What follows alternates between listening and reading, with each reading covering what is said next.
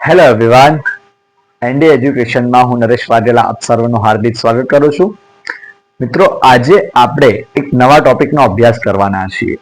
એની પહેલા મેં ધોરણ 9 ના પહેલા ચેપ્ટરના 4 વિડીયો અપલોડ કરેલા છે. જેમને પણ આ નથી જોયા, પ્લીઝ મારી ચેનલ પર જજો અને આ વિડીયોને જોજો. આજનો ટોપિક શું છે જોઈએ. આજનો ટોપિક છે વાસ્તવિક સંખ્યા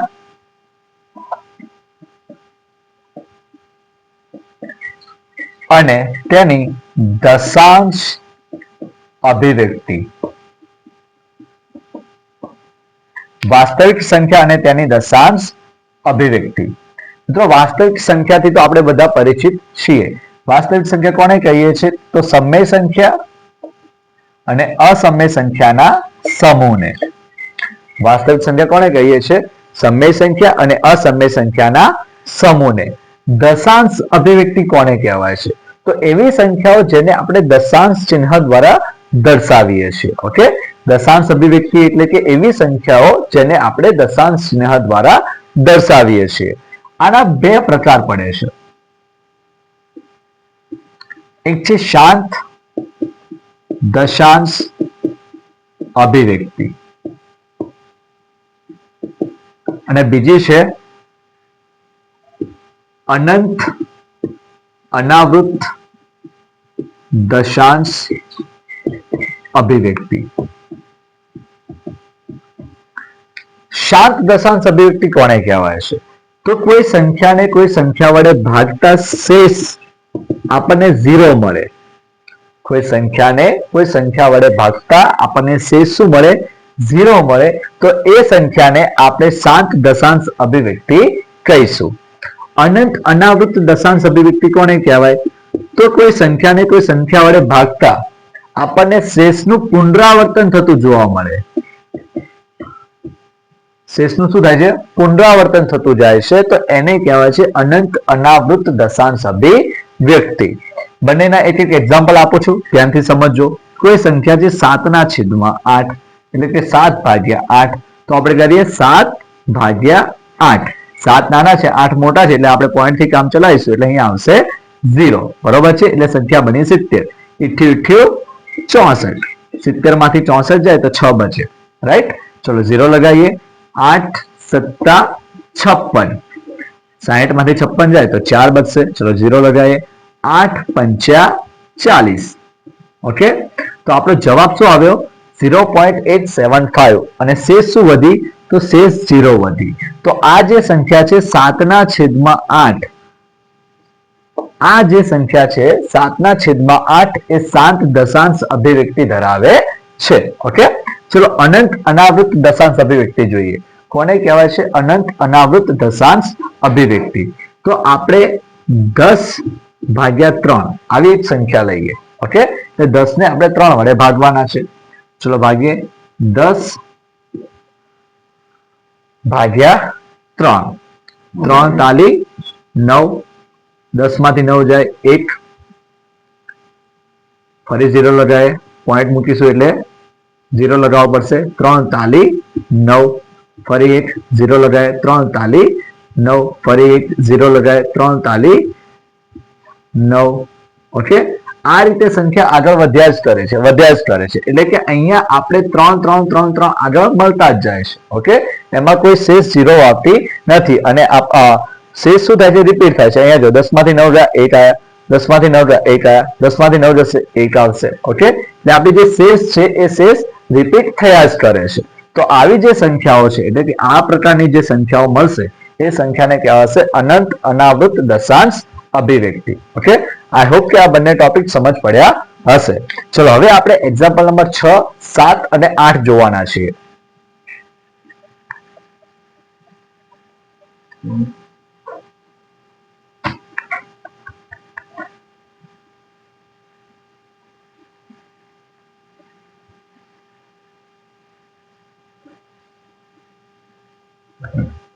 એક્ઝામ્પલ નંબર 6. સાબિત કરો કે, સાબિતીનો દાખલો છે. સાબિત કરો કે 3.14 2, 6, 7, 8 ને P/Q સ્વરૂપે દર્શાવી શકાય. શું કે છે? સાબિત કરો કે 3.142678 સમય સંખ્યા છે. બીજા શબ્દોમાં P પૂર્ણાંક હોય અને Q શૂન્યેતર પૂર્ણાંક હોય તે પ્રમાણે આ સંખ્યાને આપણે દર્શાવવાની છે. તો આ બહુ સહેલું છે. ઓકે, અહીં આપણને જે સંખ્યા આપી છે એ સંખ્યાને આપણે P ધારી લઈએ કે 3, 1, 4, 2, 6, 7, 8 આને આપણે P ધારી લઈએ. અને Q શું બનશે? તો આપણે પહેલા તો 1 લગાવ્યા પછી પોઈન્ટ પછી જેટલા અંકો છે એ આપણા એટલા 0 લગાવી દઈએ. તો 1, 2, 3, 4, 5, 6. 1, 2, 3, 4, 5, 6. તો આ થઈ ગઈ આપણી સંખ્યા P/Q સ્વરૂપની. બરોબર છે? પોઈન્ટ પછી જેટલા અંકો છે તો 1 પછી એટલા 0 આપણે લગાવવાના છે. આ બહુ સામાન્ય પ્રશ્ન છે. આપણે ઘણીવાર આ પ્રશ્ન નાના સ્ટેન્ડર્ડમાં પણ સોલ્વ કરેલા છે. ઓકે, કે ભાઈ 0.3 છે આને અપૂર્ણાંક સ્વરૂપમાં દર્શાવવા હોય તો 3/10 આપણે લખી શકીએ છીએ. પોઈન્ટ પછી જેટલા અંકો છે તો 1 પછી એટલા 0 આપણે મૂકવાના છે. તો આ થઈ ગયું આપણું ઉદાહરણ નંબર 6. ચલો ઉદાહરણ નંબર 7. હવે પછીના બંને ઉદાહરણો બહુ સારા છે. ઉદાહરણ નંબર 7. સાબિત કરો કે 0.3333 આ રીતે આગળ વધે છે. એટલે કે 0.312 આ જે 3 છે એની પર જે લીટી કરી છે એને 12 કહેવાય છે. ઓકે, એનો અર્થ શું થાય છે કે આ 3 આગળ વધ્યા જ કરે છે. આ અનંત અનાવૃત અભિવ્યક્તિ છે. ઓકે, કે આ 3 આગળ વધતા જ જાય છે. એટલે એને શોર્ટમાં એકવાર લખીને ઉપર શું દર્શાવી દો? 12. આનો અર્થ આ 3 હજુ આગળ વધ્યા કરે છે. ઓકે, ને P પૂર્ણાંક હોય અને Q શૂન્યેતર પૂર્ણાંક હોય તેવા PQ માટે P/Q સ્વરૂપે, એટલે આ સંખ્યાને આપણે P/Q સ્વરૂપે દર્શાવવાની છે. આ જે સંખ્યા આપી છે એને આપણે P/Q સ્વરૂપે દર્શાવવાની છે. બહુ સહેલું છે મિત્રો. ચલો જોઈએ. જે સંખ્યા આપણને આપી છે એને આપણે h સાથે કમ્પેર કરવાની છે. એટલે કે ધારો કે 0.333 equals to x, અથવા તો ધારો કે x બરાબર 0.3333. આપણે 4 વાર 3 લઈશું. ઓકે, હવે શું કરીશું? આ બંને બાજુ આપણે 10 વડે ગુણીએ. ઓકે, કારણ કે આપણે જે 12 વાળી સંખ્યા આપી છે એમાં પોઈન્ટ પછી એક અંક છે તો આપણે 10 વડે ગુણીએ. અહીંયા 12 વાળી સંખ્યાને જોઈ લેવાની. ત્યાં 2 અંકો હોય તો 2 આપણે 100 વડે ગુણીશું. 3 અંકો હોય તો 1000 વડે ગુણીશું. ઓકે, તો આપણે લઈએ અહીંયા 2 અંકો. બંને બાજુ 10 વડે ગુણતા બંને બાજુ આપણે 10 વડે ગુણીએ. એટલે કે આ બાજુ h ગુણ્યા 10 અને આ બાજુ 0.3333 ગુણ્યા 10. બરોબર છે? હવે શું થશે? આ બાજુ થઈ જશે 10x, x 10 સાથે ગુણાશે એટલે કે 10x, અને આ બાજુ શું થશે? તો 3.333 આ રીતે આગળ વધ્યા કરશે. ઓકે, હવે અહીંયા એક સ્ટેપ શું બનશે? તો આ 10x એઝ ઇટ ઇઝ રહેશે. આનો અર્થ શું થાય છે? તો 3 વત્તા 0.3333, રાઈટ?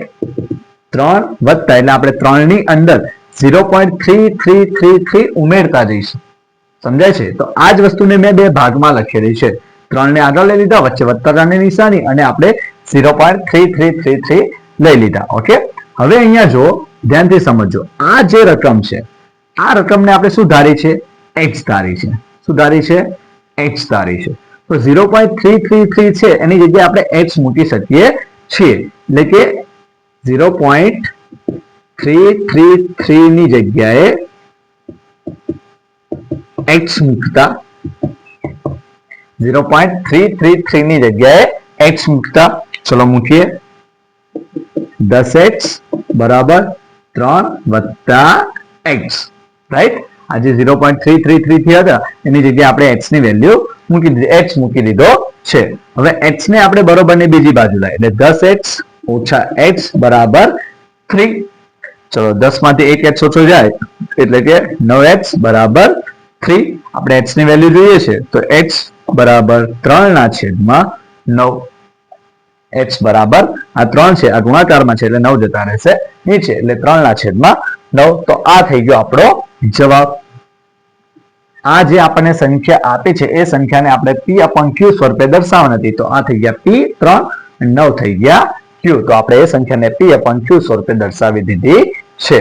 આ છે આપણું એક્ઝામ્પલ નંબર 7. આઈ હોપ કે તમને સમજ પડી હશે. ચલો એક્ઝામ્પલ નંબર 8 જોઈએ.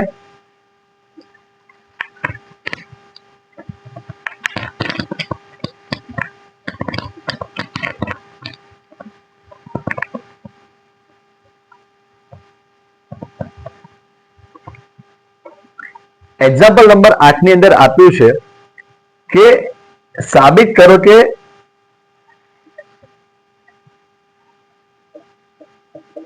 એ પણ સાબિત કરવાનું છે 1.272727 આ રીતે આગળ વધતા જાય છે એટલે કે 1.2712 ને આપણે p/q સ્વરૂપે દર્શાવવાના છે. ઓકે, જે આપણે શીખ્યા છે એ જ વસ્તુ અહીંયા આપેલી છે કે 1.2712 જે છે એને p/q સ્વરૂપે આપણે દર્શાવવાના છે. ચલો જોઈએ. ધારો કે x બરાબર 1.2727 સોરી ધારો કે આપણે જે 272727 છે એને આપણે લઈશું. ઓકે, માત્ર આના પછીની જે સંખ્યા છે એ જ આપણે લેવાની છે. 272712 છે ને? યસ. ઓકે, તો ચલો ધારો કે x બરાબર 272727 આ રીતે આગળ વધ્યા કરે છે. ઓકે, ચલો બંને બાજુ શું કરીશું તો બે અંકો છે તો 100 વડે ગુણીએ. બંને બાજુ 100 વડે ગુણતા કેમ 100 લીધા તો અહીંયા પોઈન્ટ પછી આપણી પાસે બે અંકો છે. ઓકે, તો આ બાજુ શું થશે 100 ગુણ્યા x ને આ બાજુ 1.272727 મલ્ટીપ્લાય 100. રાઈટ. ચલો આગળ જોઈએ. 100x થઈ જશે. 100 ગુણ્યા x એટલે 100x. અહીં 1.27 છે તો 1 પોઈન્ટ નીકળીને 27 આગળ આવી જશે. 0.272727 આ રીતે આગળ વધ્યા કરશે. ઓકે, ચલો હવે અહીં આપણે એક સ્ટેપ આગળ એવો લઈએ કે આપણને x ની વેલ્યુ મળે. તો અહીં 100x બરાબર 127 જે છે આને આપણે થોડું અલગ રીતે લખીશું. સમજો શું કરવાનું છે. આપણે આ x ની વેલ્યુ અહીંયા લાવવાની છે તો અહીંયા હું એક ઘટાડીને 26 કરી દઉં છું. ઓકે, વત્તા આ x ની વેલ્યુ અહીંયા ઉમેરી દઉં છું એટલે 1.272727 એટલે કે 126 ની અંદર 126 ની અંદર આપણે 1.272727 ઉમેરી દઈશું તો આપણને 127 મળી જાય છે. ઓકે, તો આપણે આ જે 127 છે એને આ રીતે અલગ રીતે લખ્યું છે જેથી કરીને આપણે x ની વેલ્યુ મૂકી શકીએ. હવે આપણે x ની વેલ્યુ મૂકીએ. સોરી આપણે x મૂકીએ. ઓકે, તો 100x બરાબર 126 એઝ ઇટ ઇઝ. આ જે જગ્યા છે આ જે કિંમત છે આ કિંમત ઉપર આપણે x મૂકી દઈએ. ઓકે, કારણ કે આપણે x ધાર્યો છે. ચલો 100x એમાંથી આ x ને આપણે બાદ કરી લઈએ. વત્તા છે બરોબર ને બીજી બાજુ તો ઓછા 126. 100 માંથી એક x ઘટે એટલે કે 99x બરાબર 126. તો x બરાબર 126 છેદમાં 99 આ આપણે p/q સ્વરૂપે દર્શાવી દીધું. ઓકે, અહીંયા થોડું આપણે ચેન્જ કરવાની જરૂર છે બસ, બાકી કાંઈ જ નહીં. અહીંયા આપણે જે x ધાર્યા છે એ x ની વેલ્યુને અલગ કરવાના છે. એટલે x ની વેલ્યુ આપણે 127 માંથી અલગ કરીએ તો 126 વત્તા 1.272727 એટલે 126 વત્તા 1.27. અહીંયા આપણે થોડું આપણું પોતાનું દિમાગ વાપરવાનું છે. બાકી બધા સ્ટેપ એઝ ઇટ ઇઝ રહેશે. ઓકે, આઈ હોપ કે તમને એક્ઝામ્પલ નંબર 8 સમજ પડી હશે. આ છે એક્ઝામ્પલ નંબર 8. ચલો એક્ઝામ્પલ નંબર 9 જે છે એ આપણે બધા જાતે ટ્રાય કરીશું. ન આવડે તો પ્લીઝ કોમેન્ટમાં જણાવશો. આપણે ચોક્કસ એનું સોલ્યુશન વિડીયોમાં અપલોડ કરીને સમજાવીશું. આઈ હોપ કે વિડીયો ગમશે. પ્લીઝ લાઈક કરો, શેર કરો, ચેનલને સબસ્ક્રાઇબ કરો. Thank you.